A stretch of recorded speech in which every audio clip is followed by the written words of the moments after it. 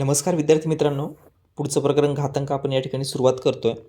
घातांक प्रकरण आपण एकूण 3 लेक्चरमध्ये संपवलं. पहिल्या लेक्चरमध्ये आपण जे काही बेसिक रूल्स आहेत, नियम आहेत घातांकाचे ते घेतलेत आणि पुढच्या 2 लेक्चर्समध्ये आपण जे काही त्याच्यावरचे एक्झाम्पल न्यूमेरिकल आहेत ते सॉल्व्ह केलेले आहेत. सो सुरुवात करूया बेसिकपासून. बेसिक म्हणजे काय? तर घात म्हणजे काय ह्या अगोदर आपण समजून घेऊ. घात म्हणजे काय? आपण वर्ग मानला आहे, बरोबर. वर्गमूळ झालं आहे 2चा वर्ग म्हणजे काय? 2चा हा दुसरा घात आहे, बरोबर ना. 2चा वर्ग म्हणजेच काय? हा 2चा दुसरा घात आहे. याचा दुसरा अर्थ काय होतो? 2चा 2 वेळा गुणाकार, बरोबर आहे. त्याच संख्येचा त्याच संख्येशी 2दा गुणाकार. सेम तसंच जर समजा आपण म्हटलं एचा घन म्हणजे काय? एचा तिसरा घात म्हणजेच काय? एचा ए सोबत 3 वेळा गुणाकार, बरोबर आहे. एचा ए सोबत 3 वेळा गुणाकार. आता जसं हे 2 आणि 3 त्याला आपण वर्ग आणि घन म्हणतो, तसं एचा n वा घात कसं वाचणार? हे एचा n वा घात म्हणजे काय? एचा n वेळा गुणाकार. क्लिअर आहे? येते लक्षात? घातांक म्हणजे काय? घातांक म्हणजे काय? जेवढा घात तेवढा वेळा त्याच संख्येचा त्याच संख्येसोबत गुणाकार. क्लिअर आहे? रिपिटेशनमध्ये म्हणजे समजा 2 गुणले 2 गुणले 2 गुणले 2 गुणले 2 गुणले 2 असं मी कितीतरी वेळा लिहितोय. तर किती वेळा 2 आला? 1 2 3 4 5 6 म्हणजे याची किंमत किती झाली? 2चा 6वा घात. आले लक्षात? मग हे वाचायचं कसं? हे वाचायचं कसं? एचा n वा घात, बरोबर आहे. याच्यामध्ये ए जो आहे ना, याला आपण म्हणतो पाया. एला काय म्हणतो? पाया. एनला काय म्हणतो आपण? घात.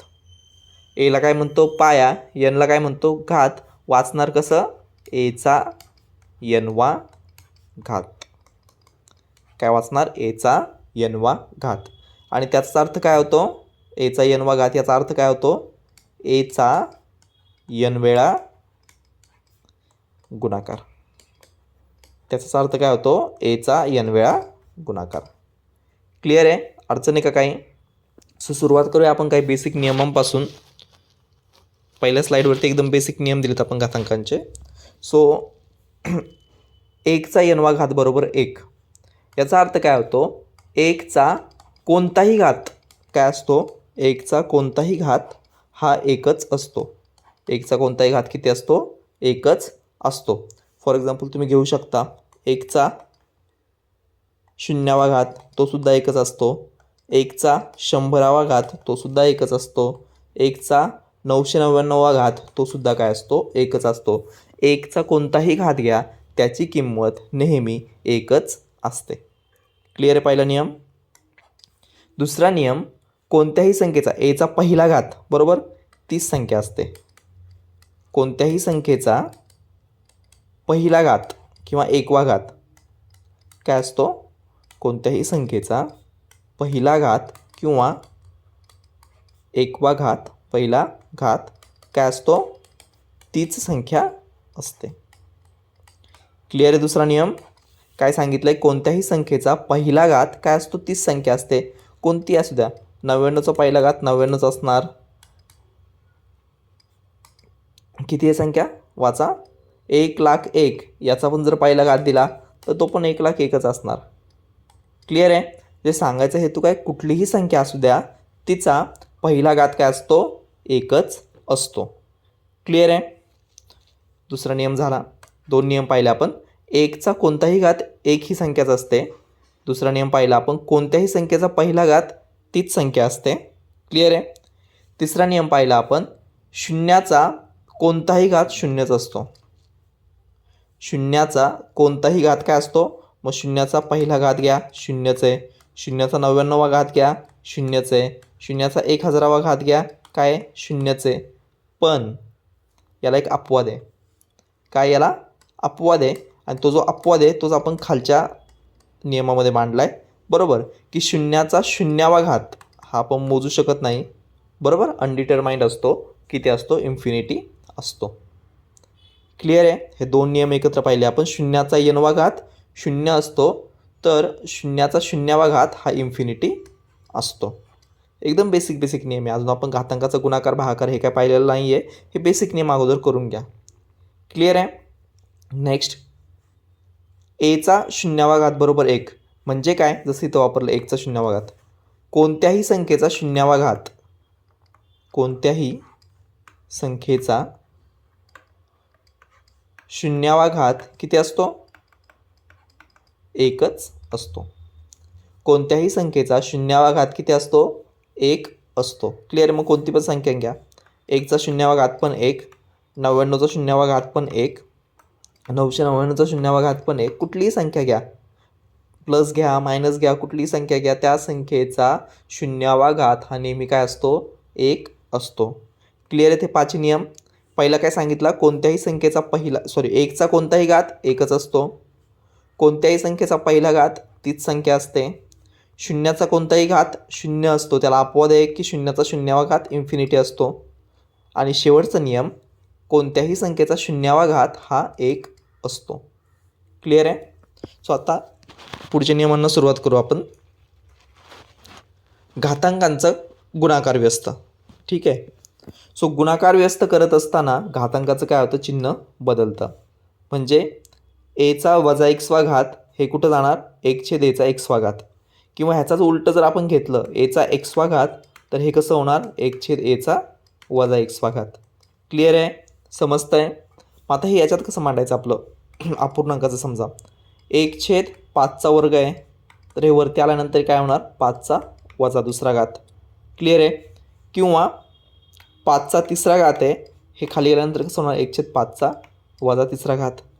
समजा अंश आणि छेद असे दोन स्वरूपात दिले, 2/3चा तिसरा घात, हे कसं मांडणार आपण, 3/2चा वजा तिसरा घात. कळलं. हा ॲक्च्युअल नियम. गुणाकार व्यस्त करताना घातांकाचं चिन्ह बदलतं. घातांकाचं चिन्ह बदलतं म्हणजे काय होतं, अधिकचं वजा होतं, वजाचं अधिक होतं. क्लिअर आहे. अजून एखादी संख्या समजा 5/7चा 10वा घात, मग हे कसं होणार, 7/5. 7/5चा काय होणार, वजा 10वा घात. 10वा घात आहे ना, इथं काय झालं, वजा 10वा घात. का, कारण 5/7चं काय झालं, 7/5. क्लिअर आहे. अवघड आहे का काही. ओके. एकदा रिवाईज करा जे काही नियम आपण आतापर्यंत पाहिलेत ते. पुढचा नियम पाहू आपण. आता इथून खरं ॲक्च्युअल आपल्याला जे काही सिम्प्लिफिकेशनला नियम लागणार आहेत ते सुरू होतात.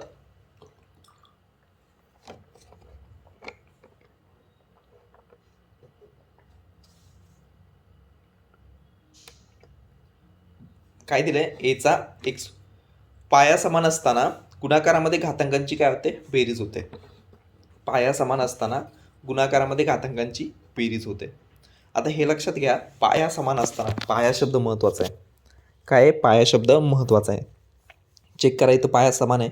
एचा एक्सवा घात डॉट डॉट म्हणजे काय, गुणुले एचा वायवा घात बरोबर एचा एक्स अधिक वायवा घात. क्लिअर आहे. अवघड आहे का काही. काय केलं, फक्त याचा एक्सवा घात आहे, याचा वायवा घात आहे, दोघांची बेरीज केली, किती आलं, एक्स अधिक वायवा घात. आता हे गणितात पाहू आपण. 2चा 5वा घात गुणुले 2चा 7वा घात, काय येणार उत्तर, 2चा 5 अधिक 7 बरोबर 2चा 12वा घात. क्लिअर आहे. आणखी एखादं एक्झाम्पल. 3चा 6वा घात गुणुले 3चा तिसरा घात बरोबर 3चा 6 अधिक 3 बरोबर काय होणार, 3चा 9वा घात. समजतंय. म्हणजे पाया समान असताना गुणाकारामध्ये घातांकांची काय होते, बेरीज होते. क्लिअर आहे. पुढचं आणखी एखादं एक्झाम्पल पाहू आपण. 3चा 1/2वा घात अधिक 3चा 3/2वा घात. इथं पण काय होणार, अधिक नाही आहे, गुणुले 3चा 1/2वा घात गुणुले 3चा 3/2वा घात. घातांकांची काय होणार, बेरीज होणार. 1/2 अधिक 3/2 किती आलं, 3चा 3 आणि 1 4/2 म्हणजे किती आलं, 3चा 4/2 म्हणजे वर्ग. क्लिअर आहे. सो लक्षात काय ठेवायचं आहे, पाया समान असताना गुणाकारामध्ये घातांकांची बेरीज होते. पुढचा नियम. पाया समान असताना भागाकारामध्ये घातांकांची वजाबाकी होते. सिंपल आहे, जसं गुणाकाराचं होतं त्याच्या अपोजिटमध्ये काय आहे, भागाकाराचं आहे. गुणाकारामध्ये बेरीज होते, भागाकारामध्ये वजाबाकी होते. सेम तुमच्या लक्षात येईल, आपण दशांश अपूर्णांकाचा गुणाकार भागाकार तिथं मग पाहिलं होतं, तिथं फक्त दशांश चिन्हांची बेरीज होते, दशांश चिन्हानंतरच्या घरांची वजाबाकी होते. इथं घातांकांची बेरीज होते, घातांकांची वजाबाकी होते. आणि असं थोडंसं रिलेशनमध्ये जर लक्षात ठेवलं ना तर व्यवस्थितपणे लक्षात राहतं. आणि मित्रांनो एक एक्झाम्पल सांगतो. रिव्हिजन लय महत्त्वाचा पार्ट आहे. रिव्हिजन आहे ना, रिव्हिजन खूप महत्त्वाचा पार्ट आहे. त्याच्यामुळे पुढचं आपण एक स्टेप प्रोसीड करत असताना मागच्या गोष्टींना रिव्हिजन देत चला. त्या गोष्टी पण परफेक्टली रिवाईज करा, त्याला पण थोडासा वेळ द्या. एक गंमत सांगतो. समजा एक कपाट आहे, तुमच्याकडं भरपूर सारे कपडे आहेत. म्हणजे समजा तुमच्याकडं कॅज्युअलमध्ये घालायचं तर टी शर्ट जीन्स आहेत, कॅज्युअल शर्ट्स आहेत, अरमानी आहे. फॉर्मल्समध्ये घालायचं तर फॉर्मल कपडे आहेत सगळे भरपूर सारे. त्याच्यामध्ये पण प्रत्येकाच्या 5-5 जोड्या, 5-5 व्हरायटीज आहेत तुमच्याकडं. पूर्ण कपाट भरलेलं आहे. फक्त काय झालं आहे, तुम्ही त्या कपाटामध्ये आहेत ना गोष्टी टाकता नाही ना अशा कोंबल्यात. म्हणजे कुठली गोष्ट कुठं पण असं कोणत्या पण कप्प्यामध्ये एक जीन्स ह्या कप्प्यात पडली, एक जीन्स ह्या कप्प्यात पडली, एक टी शर्ट इकडं, एक टी शर्ट इकडं, बरोबर. भरपूर होतलं भरपूर. म्हणजे दुसऱ्या कुणाकडे घालायला कपडे नाही आहेत ना, त्याच्यापेक्षा जास्त कपडे तुमच्याकडे आहेत अशी कंडिशन आहे. पण मित्रांनो गंमत काय होतं आहे, एवढं सगळं आहे पण तुम्ही ते व्यवस्थित ठेवलेलं नाही आहे, व्यवस्थित मॅनेज केलं नाही आहे, एकत्र ठेवलेलं नाही आहे. मग अशा कंडिशनमध्ये जर तुम्हाला एमर्जन्सी आली, आणि तुम्हाला पाहिजे असलं की मला रेड कलरचं कॅज्युअल शर्ट पाहिजे किंवा मला ब्लू कलरचं फॉर्मल शर्ट त्याच्यातून काढायचं आहे, तुम्हाला भेटणार का ते इझिली? नाही भेटणार, बरोबर का नाही? तुम्हाला इझिली नाही भेटणार. तुम्हाला काय करावं लागणार, सगळे कपडे खाली काढावे लागणार. लकीली जिथं ते भेटेल, मग लकीली म्हणजे ते वरच्यावर असलं तर लवकर भेटेल, आतमध्ये कुठं असलं तर वेळ लागणार. त्यातल्या सगळं एकत्र असं गुंताळ झालेला असला तर त्यातून पण ते तुम्हाला व्यवस्थित काढता येणार नाही, बरोबर का नाही? आता त्याच्याच ऐवजी दुसरी केस अशी हे करा की सेम कपाट आहे, त्या कपाटामध्ये 3 कप्पे आहेत, प्रत्येक कप्प्यामध्ये 2 कंपार्टमेंट आहे. ह्या कंपार्टमेंटमध्ये तुम्ही टी शर्ट ठेवलेत सगळे व्यवस्थित घड्या घालून. ह्या कंपार्टमेंटमध्ये तुम्ही फॉर्मल शर्ट ठेवलेत, ह्याच्यामध्ये तुम्ही कॅज्युअल शर्ट ठेवलेत, ह्याच्यामध्ये तुम्ही बाकीच्या आणखीन काय रुमाल वगैरे ॲक्सेसरीज असतील त्या ठेवल्यात, ह्याच्यामध्ये तुम्ही जीन्स ठेवल्यात, ह्याच्यामध्ये तुम्ही फॉर्मल पॅन्ट ठेवल्यात, बरोबर. आता तुम्हाला ज्या मोमेंटला जी गोष्ट पाहिजे ती गोष्ट तुम्ही डायरेक्ट घेऊ शकता, बरोबर आहे. वेळ लागणार आहे का त्याला? डायरेक्ट तुम्हाला नजरेसमोर. मला जर समजा टी शर्ट घ्यायचं तर मला पहिलाच कप्पा खोलायचा आहे, मला जर समजा फॉर्मल शर्ट घ्यायचं तर मला दुसराच कप्पा खोलायचा आहे, तुमच्या लक्षात असणार, बरोबर. मग हे तुमच्याकडे कमी जरी कपडे असले किंवा हे असलं तरी एक्झॅक्ट मोमेंटला तुम्हाला काय पाहिजे हे तुम्हाला भेटू शकणार. अभ्यासाचं पण तसंच आहे. अभ्यास किती केला ना तुम्ही, त्याच्यापेक्षा तो अभ्यास कसा केला आहे ना हे जास्त मॅटर करतं. आणि मग अभ्यास करताना तुम्ही भरपूर नुसतं वाचत गेले नुसतं गणित सॉल्व करताय किंवा नुसतं एखादी गोष्ट करताय फक्त गणिताचा विषय नाही चालला हा, जी केचा, जी एसचा किंवा तुमचा जनरल स्टडीजचा पण असू द्या, जनरल नॉलेजचं पण असू द्या किंवा आपले बाकीचे सब्जेक्ट पण असू द्या, करंट अफेअर्स वगैरे असू द्या. तुम्ही नुसतं वाचताय त्या गोष्टीला अर्थ राहत नाही. किंवा नुसतं तुम्ही काय करताय, त्या कपाटामध्ये काय करताय, कपडे भरताय, नुसते कोंबताय. असे कोंबलेले कपडे काय होणार आहे, नाही ना, उपयोगाचं नाही ना. नेमकं एक्झॅक्ट वेळेला तुम्हाला एक्झाममध्ये काय पाहिजे हे कळलंच नाही तर फायदा नाही ना. भरपूरदा असं होतं मुलांचं, एक्झाम हॉलच्या बाहेर आलो आणि मला भरपूर आठवलं, सर तिथे एक्झाममध्ये आठवलंच नाही आणि बाहेर आल्या मला उत्तर आठवलं. असं भरपूर जणांचं होतं. आणि एका क्वेश्चनसोबत नाही आहोत 3, 4, 5 क्वेश्चन, सर मला हे येत होतं बरं का, पण प्रेशरमध्ये आलंच नाही तिथं आतमध्ये. सो तो प्रेशर असतो हे मान्य आहे, पण त्याच्यापेक्षा दुसरी महत्त्वाची गोष्ट की तुम्ही ते कोंबलेलं आहे, व्यवस्थित ठेवलेलं नाही.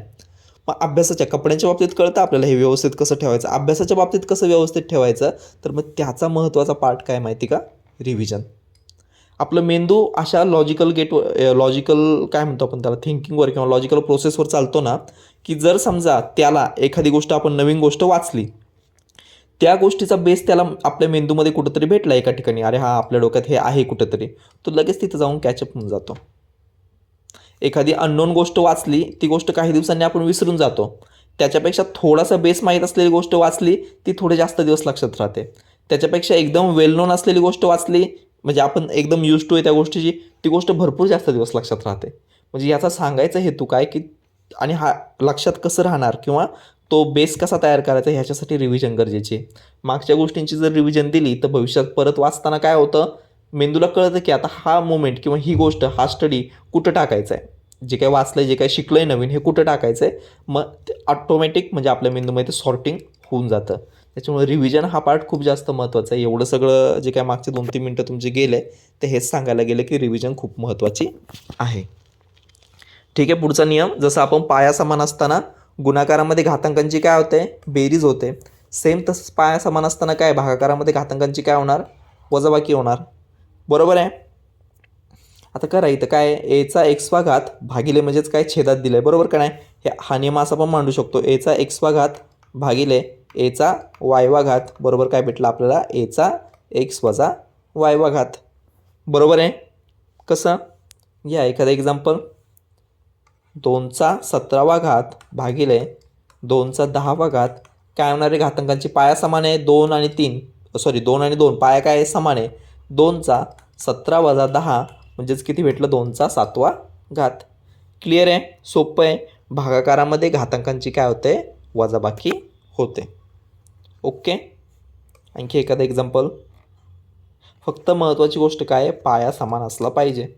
मग आता जर समजा प्रश्न पडला की सर पाया समान असला पाहिजे पण पाया समान नसला तर काय पाया समान करून घ्या. ठीक आहे. जस्ट एक्झाम्पल सांगतो. 4चा चौथा घात पुढच्या न्यूमरिकल्समध्ये येणार आहे तिथं आपण कवर करू. इथं फक्त 4चा चौथा घात भागिले 4चा दुसरा घात बरोबर काय येणार 4चा 4 वजा 2 बरोबर किती आला 4चा वर्ग. म्हणजे सांगायचं काय पाया समान असताना भागाकारामध्ये घातांकांची वजाबाकी होते. गुणाकारामध्ये घातांकांची बेरीज भागाकारामध्ये वजाबाकी. क्लिअर आहे. पुढचं घातांकांचा परत घात असेल तर घातांकांचा गुणाकार होतो. जे घातांकाचा पण परत घात दिला आहे एचा एक्स आणि त्याचा परत वायवा घात एचा एक्सवा घात आणि त्याचा परत वायवा घात याच्यामध्ये काय होतं एचा एक्स गुणिले वायवा घात. महत्त्वाचा नियम आहे लक्षात घ्या. समजा 5चा वर्ग दिला आहे आणि त्याचा परत घन दिला आहे 5चा वर्ग दिला आहे त्याचा परत घन दिला आहे काय होणार हे 5चा 2 गुणिले 3 म्हणजे 5चा कितवा घात झालं 6वा घात झालं. क्लिअर आहे. आणखी एखादा एक्झाम्पल 10चा 9वा घात आणि परत त्याचा तिसरा घात दिला आहे किंवा चौथा घात दिला आहे तर काय होणार 10चा 9 गुणिले 4 बरोबर 10चा 36वा घात. क्लिअर आहे. समजतंय. सोपा नियम आहे. घातांकांचा परत घात असेल तर घातांकांचा काय होतो गुणाकार होतो. 3 नियम पाहिला आपण बेसिकच्या व्यतिरिक्त. पहिला नियम काय पाहिला गुणाकारामध्ये घातांकांची बेरीज होते. दुसरा नियम भागाकारामध्ये घातांकांची वजाबाकी होते. तिसरा नियम घातांकांचा परत घात दिला असेल तर त्या घातांकांचा काय होतो गुणाकार होतो. क्लिअर आहे. कुणाला काय अडचण नसावी. नेक्स्ट कंसामध्ये गुणाकार किंवा भागाकार असेल तर कंसाच्या बाहेरील घातांक कंसातील प्रत्येक पदाला द्यावा. कंसाच्या बाहेर आता हा जो नियम आहे ना हा गुणाकार भागाकारापुरता आहे बरं का. कंसाच्या बाहेर जर कंसाच्या बाहेर जर घातांक असेल आणि आतमध्ये काय कंसामध्ये गुणाकार भागाकार आहे तर तो प्रत्येक चिन्हाला म्हणजे कसं 2 गुणिले 3चा 5वा घात 2 गुणिले 3चा 5वा घात. मग काय करणार 2चा पण 5वा घात गुणिले 3चा पण 5वा घात. हा 2ला पण देणार हा 3ला पण देणार. क्लिअर आहे.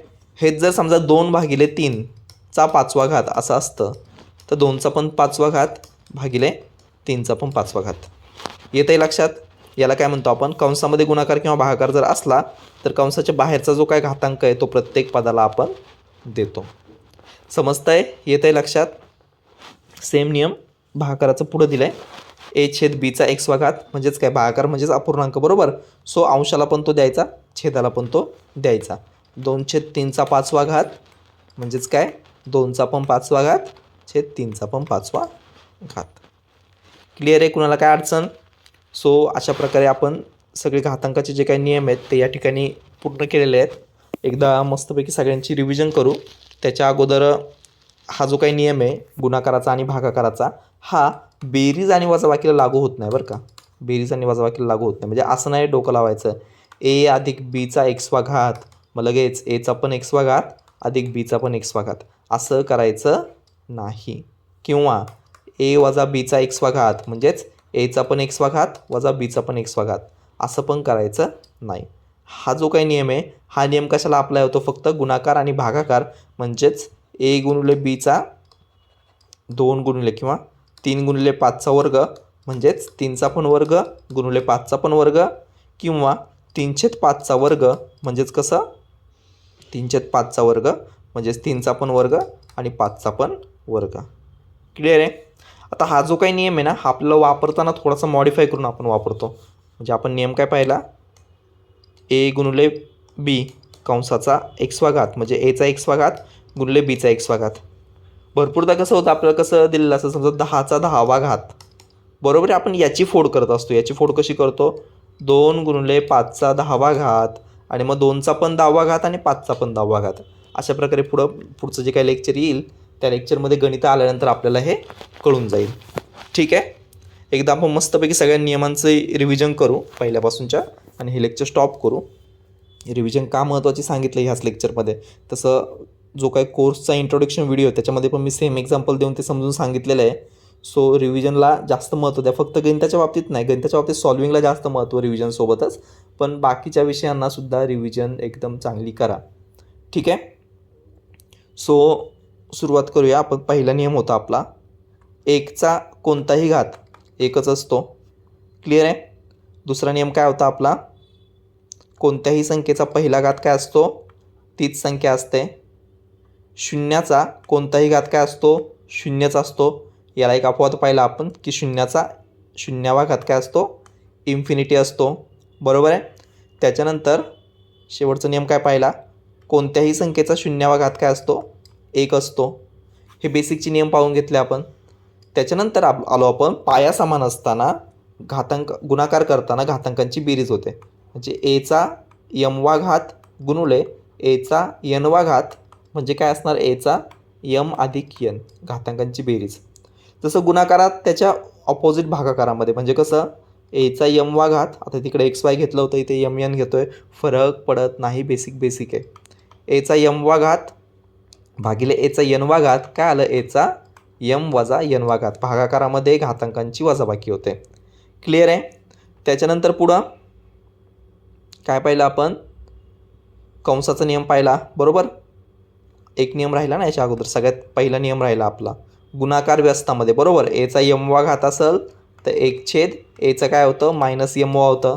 एचा मायनस यमवा घात असेल तर 1/, एचा यमवा घात होतं. बरोबर.